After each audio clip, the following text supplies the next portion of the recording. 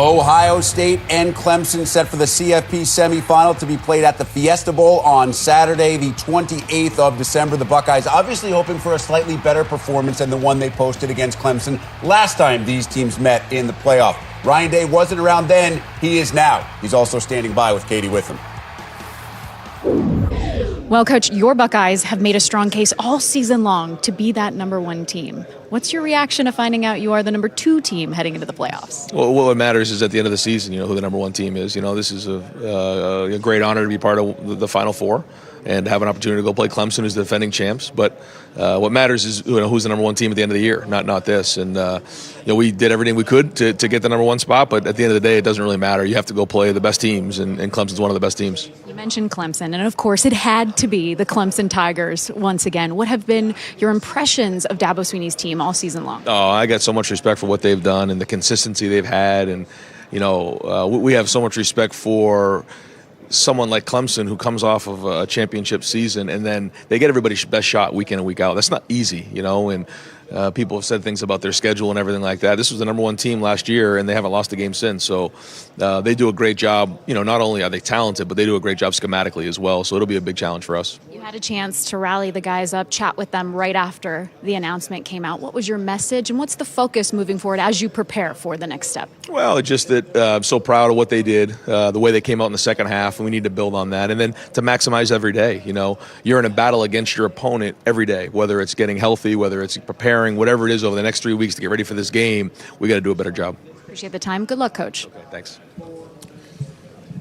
What an outstanding year for Ryan Day. You have to hide the disappointment. You can't let the team know that you wanted to be as the head coach number 1. Ryan tried to make that case on Saturday night, didn't hold water with the committee. Let's break down this game on both sides of the ball. Let's start when Clemson has the ball. Trevor Lawrence got off to a slow start, but the last 6-7 weeks, he was absolutely in Heisman form. Yeah, he's been phenomenal. Him and Joe Burrow have been the 2 best quarterbacks in the country in the months of October and November. He hasn't thrown an interception since mid-October in the Louisville game, and everything is firing on all cylinders. You've got Travis Etienne, who averages 8.24 yards per carry, best in the country. Then you've got his receivers. T. Higgins is the most explosive of the bunch, but you've also got Justin Ross as well there. And T. Higgins averages over 20 yards per catch. It's pretty These good. guys are highlight reels every single time they get the ball. You saw that against Virginia. You've seen it all season long, but they are really peaking at the right time. Trevor's running the ball a little more with his feet, but this is an offense that is way ahead of where it was last year when he was just a true freshman. Yeah, they're really good. And, if I was Ohio State defensive coaches, I tell you, I'd be talking to my guys constantly. I say, these guys are really good. They're capable of being a lot better than this. And the reason I say that, a lot has been made about their schedule. Let's face it, the ACC is not that tough. And I can tell you about really talented football players. They're smart. So when you get ready for that normal league schedule that they had, those players look in there and they think, oh, we'll kill these guys. These guys aren't that good. When they get ready for Ohio State and they put that Ohio State film on, that defense, their eyes will get that big. And they're competitors and they'll meet the challenge. And, my big question, if I was Clemson, is what are we going to do about Chase Young? We saw the interview. The last 4 weeks, he hasn't been as productive. A lot of people would say he sat out 2 weeks and then against Michigan and then the championship game. But I tell you, his presence is known. People are game planning to take him out because if you don't, he's a one-man wrecking crew. Jay, let's go to the other side when Ohio State has the ball and Clemson's on defense. Much different defense for Clemson than the last couple of years when they were led by a dominant defensive line. This year, they're actually better in the back 7 than they are the front 4. And I think that plays to Ohio State's advantage. The one weak spot we saw of Ohio State's was pass protection. So I think the big thing is protecting Justin Fields. And, of course, Justin Fields has to be healthy to play with Clemson at this level, right? I think Justin Fields' health is the key. His ability not only to throw the football, but to run the football, that's going to open up holes for J.K. Dobbins as well. And what we saw in the fourth quarter against Wisconsin, Mace, was they started playing a little keep away, right? Because they wanted to finish out the game. They might want to play a little keep away against that Clemson offense, run some clock out with J.K. Dobbins. Yeah, and to the point that you made, some people are saying this defense may even be better, than they've been even with all those losses. If I'm Ohio State, and I talk about this In case you're just joining us, Ohio State, part of the 2019-20 college football playoff. The Buckeyes ranked number 2. They will face Clemson on December 28th in the PlayStation Fiesta Bowl. Let's head back to Columbus one more time for Ohio State reaction. Katie Witham standing by with Wyatt Davis. Well, Wyatt, you just found out you are the number 2 team going into the college football playoffs. I know that wasn't what necessarily we were wanting, but what was your reaction overall, and what do you think about the rankings? You know, I mean, to be honest, I'm just happy that we have the opportunity. And coming in, I had a feeling that we were going to be number 2.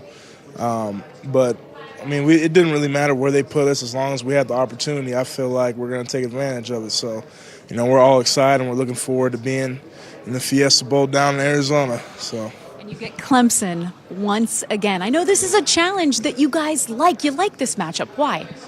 Well, you know, unfortunately, what happened last time with that outcome, you know, it's kind of also what we wanted. We wanted a rematch, and like I said, you know, and the fact that it's even Clemson makes it kind of sweeter. And you know, we're going to take these next couple of weeks and prepare and just get ready to play those boys down in Arizona. I know you guys have kind of already started preparing. Coach Day spoke to you after the selection came out. What was his message? His message was just, you know, we have to take these next few weeks and prepare better than they do. And because, you know, they're a great team, they're well coached, and we just got to take care of ourselves, make sure that we're treating our body right, and, you know, just study as much film as possible. Well, I appreciate the time. Thank you. No, thank you very much.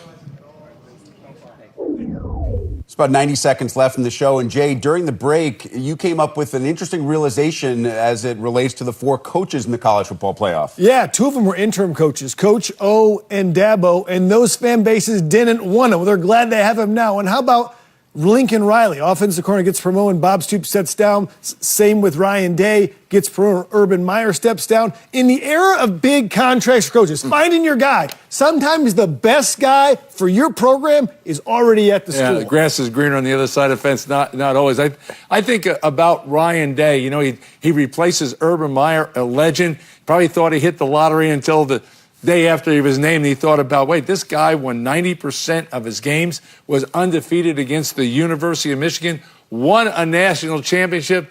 Man, he's met that pressure, that job every step of the way. College football playoff. Here we go. And now he's up against Dabo, and it's such an interesting comparison and parallels. This is a guy who, they've been so good. They've won 2 out of the last 3 national championships.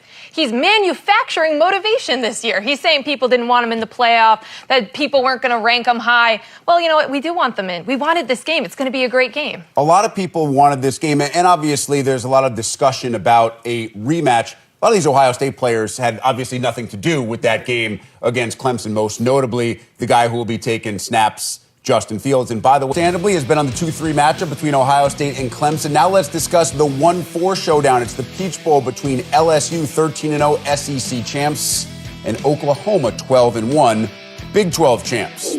Rick Pizzo rejoined by Nicole Auerbach, Glenn Mason, Jay Lehman. Jay, LSU already installed as a double-digit favorite. I think the Tigers are basically being penciled in the national championship game already. Does Oklahoma have a shot? Of course they have a shot. Don't disrespect OU. Team has been to the playoff 3 years in a row. This is Lincoln Riley's offense, too. He's got some players. How about Jalen Hurts, CeeDee Lamb? Listen, everybody's going to score points in this game. I'm more concerned about the defense. Who's actually going to get a turnover at a key time? LSU's still got to play defense. CeeDee Lamb and Jalen Hurts, good players. Yeah, defense, good luck. I got to think about the offense. You already mentioned Jalen Hurts, but how about Joe Burrow? Who's had a better season than him? Just really a storybook type of season, transferring from Ohio State, going to LSU, and the transformation they've had on offense, they're really something special. You pass protect, he's going to find the open receiver, and he's got a lot of talent out there. You flush him out, he can make plays on the run. Jalen Hurts, the same thing. You know, these defenses are getting better at LSU and at Oklahoma, but I got a sneaking suspicion this could be all offense, maybe a shootout. Oh, it definitely will be if Oklahoma's able to score against LSU's defense, because the other way around, this is going to be a mismatch. Joe Burrow has just been phenomenal all season. He's going to win the Heisman Trophy.